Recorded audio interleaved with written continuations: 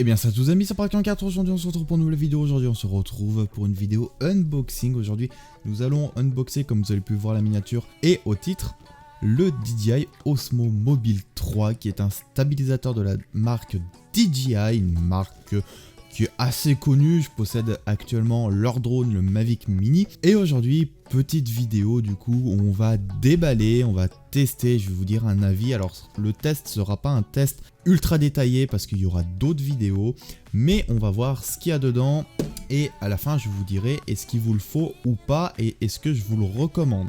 Avant de commencer, je voulais juste vous dire un truc, c'est que comme vous avez pu voir, le décor a changé derrière.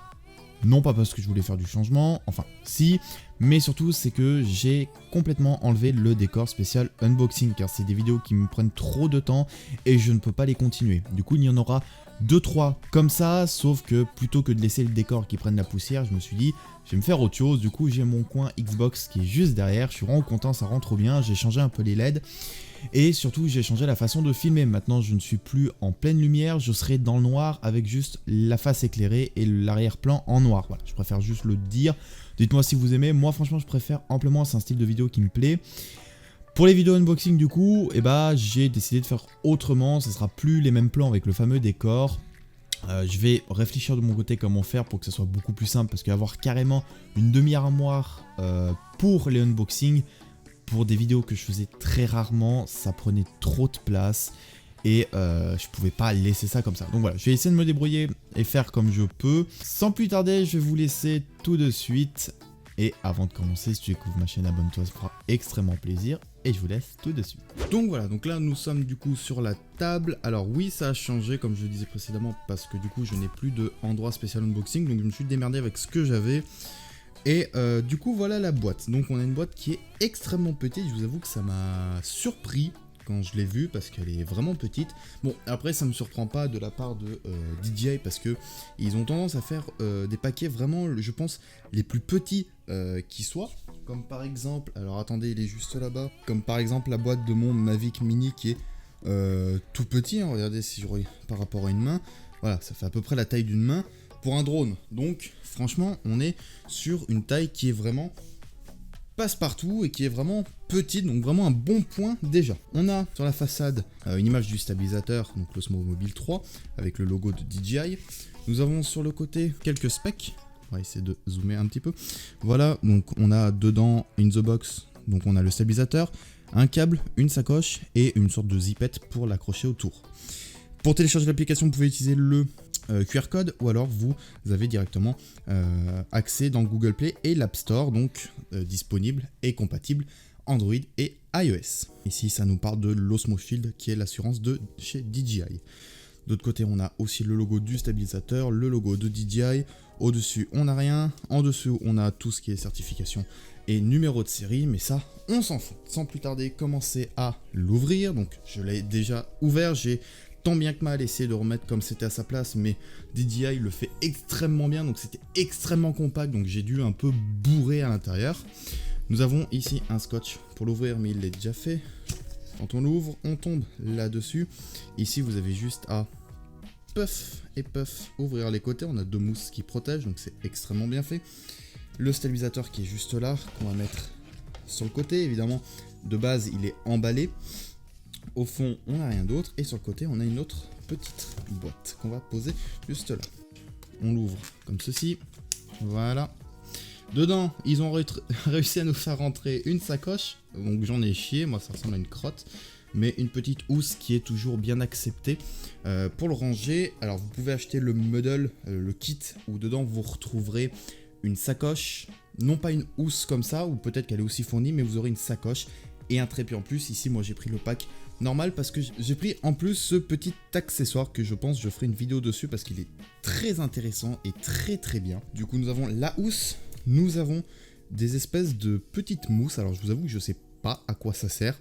De ce qui est marqué dessus, voilà, ici j'essaierai de faire un zoom. C'est marqué, c'est des anti-slip, donc je pense des anti-dérapants pour sécuriser le téléphone. Le dos, donc je pense que ça se colle au dos pour éviter d'abîmer le téléphone avec ça quand vous le mettez, mais ça reste à confirmer. Vous avez le câble d'alimentation, j'ai tapé la lampe, le câble d'alimentation qui est USB type C je crois, donc comme on trouve sur les smartphones, par exemple comme dans mon Galaxy S9. Donc c'est bien, parce que du coup ce sont les dernières charges qui existent, c'est une charge qui est relativement rapide, mais je vous dirai tout ça en spec. On a le plus important dans une boîte, non je rigole, on a la paperasse, donc ça on s'en fout, et ça, bah je vous garantis qu'après cette vidéo vous saurez le faire fonctionner sans votre manuel, non je rigole. Non voilà, vous avez quand même la base pour l'allumer, à bien suivre pour l'allumer. Il vous suffit en fait, il faut suivre ce qui est marqué là, je pense que je vous l'expliquerai en voix off directement, ce sera beaucoup plus simple, mais à bien lire. C'est vrai que je disais ne pas lire, mais non, à bien lire surtout ça, c'est important pour le mettre en route. Ça prend 5 minutes, même pas, mais c'est important. Je ne vais pas le replier. Voilà tout ce qu'on a dans la boîte, c'est tout ici. Donc voilà à quoi ressemble le stabilisateur, donc il est déjà plié. Comme ceci, il est assez compact. Donc pour le déplier, tac, voilà. Et là, vous déclipsez comme ceci. Hop là. De l'autre côté, c'est mieux. Voilà. Comme ça, vous pourrez mettre votre téléphone. Pour mettre le stabilisateur, il vous faut mettre votre téléphone comme ceci et mettre la caméra en direction de la flèche rouge. Donc ma caméra est juste ici. Vous le clipsez comme ça, vous essayez de le mettre au centre. Voilà. Tac. Donc logiquement il aura un petit peu la tête en bas. Voilà. Vous appuyez sur le bouton là en appuyant une fois et restez appuyé. Ça va le mettre, voilà, en mode portrait, excusez-moi on n'a pas vu. Et pour le mettre en mode paysage, il vous suffit d'appuyer 2 fois sur le bouton M. Je vous montre ça, 1, 2. Hop là, il est en mode paysage. Bon là, il est activé du coup, mais il vous faudra lancer l'application de DJI qui est juste ici. On va débloquer le téléphone. Vous allez dans votre téléphone, vous allez dans l'application DJI. DJI, s'il te plaît. Voilà, elle se lance. Après, ça va se connecter. Connexion. Une fois que vous l'avez fait une fois, normalement, vous n'aurez plus besoin de le faire. Hein. Voilà, ça va chercher votre appareil. Et voilà, il est connecté. Et là, vous pourrez le contrôler. Je vous dirai du coup les 2-3 trucs à savoir. Donc là, je peux changer la caméra. Bonjour. Je peux rechanger, voilà, recentrer. Bonjour. Rechanger la caméra. Paf, placer un point de track. Bah, il a rien à traquer, je suis con. Placer un truc pour track, voilà. Donc là, il est en train de chercher, voilà. Et voilà.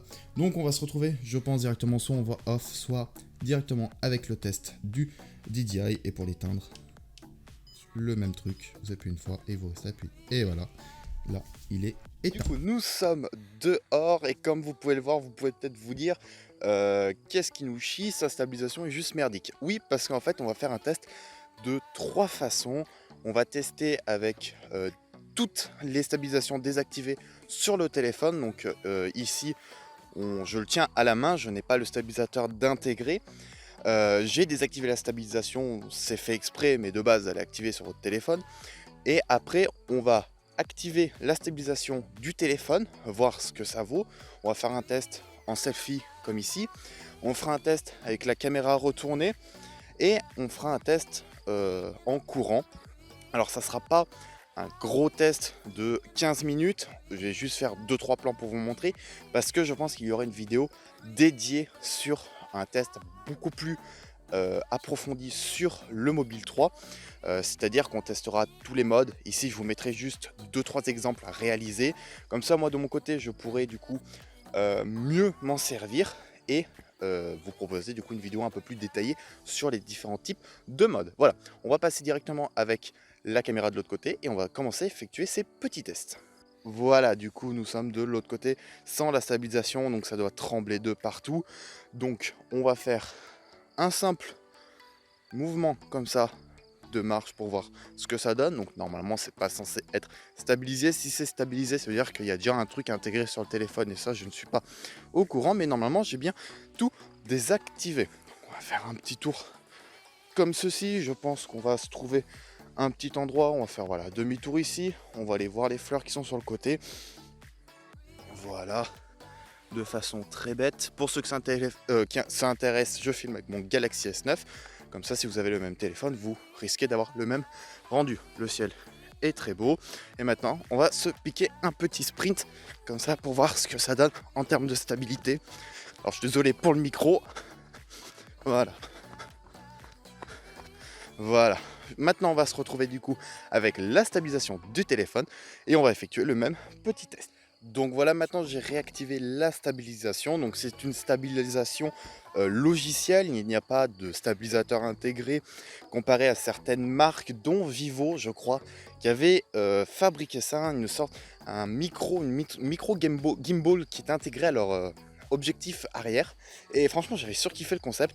Mais bon, là c'est une stabilisation interne et du coup on va faire exactement le même test. Je précise quand même, je filme en 1080p 30 fps, non pas parce que j'avais envie, mais parce que en fait le logiciel DJI, je ne sais plus son nom, en fait me permet de filmer que en 30 fps, soit en 1080p 30 fps, soit en 4K 30 fps. Je précise au passage aussi que je ferai un test en 4K.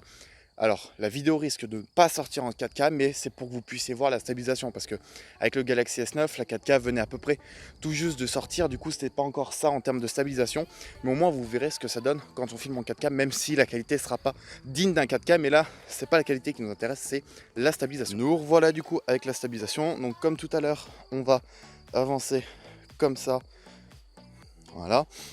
Donc c'est une stabilisation, comme je le disais, logicielle. Donc en fait, ça va zoomer dans l'image et avec un algorithme, ça va, on va dire, compenser le mouvement qu'il y a. C'est pour ça que souvent, quand vous avez acheté un téléphone et que vous passez en mode vidéo, ça zoome un peu.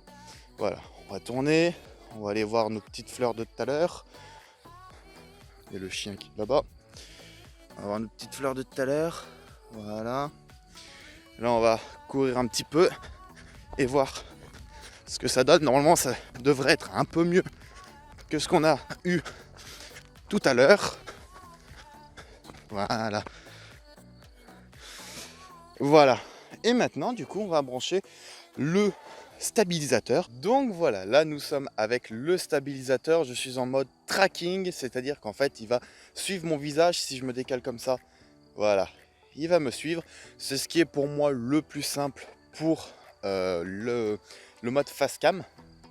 Et donc voilà, j'espère que ça sera assez bon, surtout au niveau du micro parce que du coup je dois le tenir assez loin vu qu'il est fixé directement sur le stabilisateur. Donc voilà, si je tourne normalement, voilà, il me suit. Je pourrais peut-être pas faire de test de tracking en tout cas tout de suite. Je pense qu'on essaiera sur mon chien, voir si ça marche vu qu'il court un peu dans tous les sens. Mais je ferai pas trop de tests de tracking du visage si ce n'est celui-là, parce qu'en fait j'ai pas le petit support pour le poser. Il faut que j'aille chercher mon trépied, mais c'est voilà, ça c'est lourd, c'est un gros trépied appareil photo, donc ça c'est lourd. On va faire du coup les petits tests, on va repasser en caméra arrière et on va faire le test du coup de marche, courir.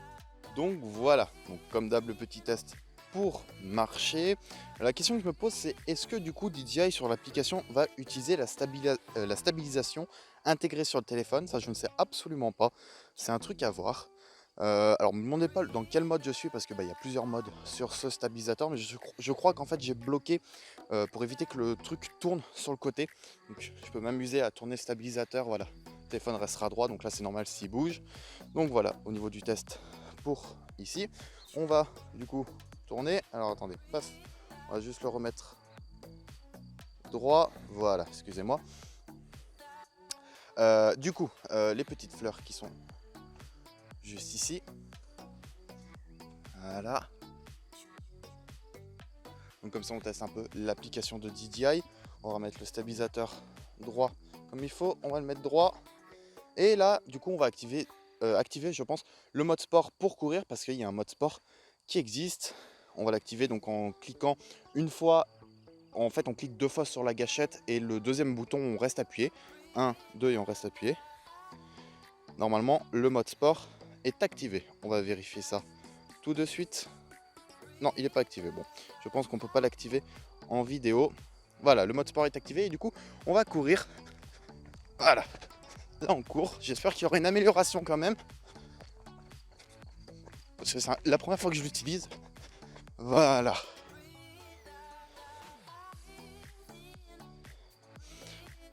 Voilà, mode sport désactivé, c'est bien, ça c'était bien appuyé une fois et rester appuyé mais assez longtemps. Là, nous sommes en mode tracking, donc normalement, il est censé traquer le chien. Allez, go. Hop là. On va courir avec lui. Donc là, il est en train de traquer le chien.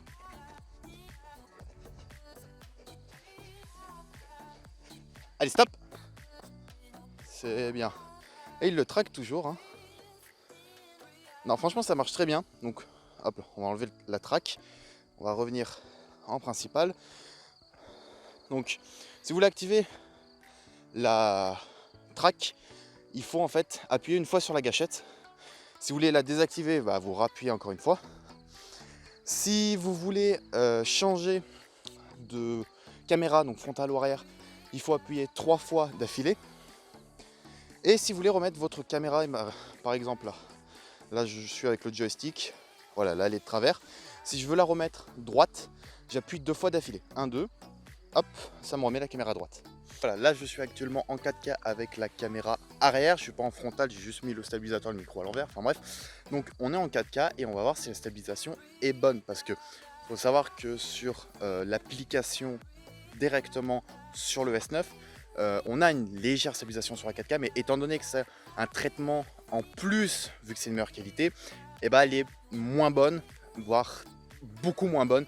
Donc juste après je filmerai avec la stabilisation intégrée du téléphone en 4K, mais là vous avez du coup une petite idée de ce qui se passe avec le stabilisateur. Donc là c'est la 4K, par contre sur l'application de DJI et non l'application de Samsung. Je suis encore en 30 fps. Pour le test avec la stabilisation intégrée au téléphone, je serai aussi en 30 fps pour que ce soit équitable.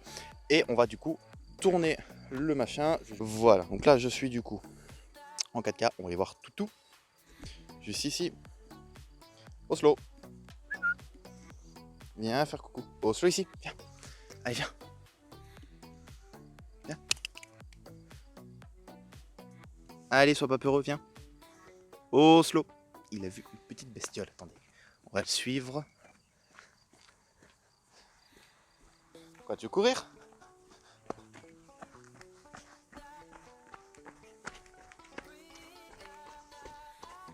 Je cours plus vite que toi. Un chien. Eh viens. Ah, je crois qu'il veut rentrer. Bon, voilà, on a testé du coup le mode caca, non, pas du tout, 4K. Et du coup, on se retrouve directement, je vous mets un avant-après avec la stabilisation intégrée cette fois-ci sur le téléphone. Donc je vous mettrai les deux plans côte à côte et on verra ce que ça donne.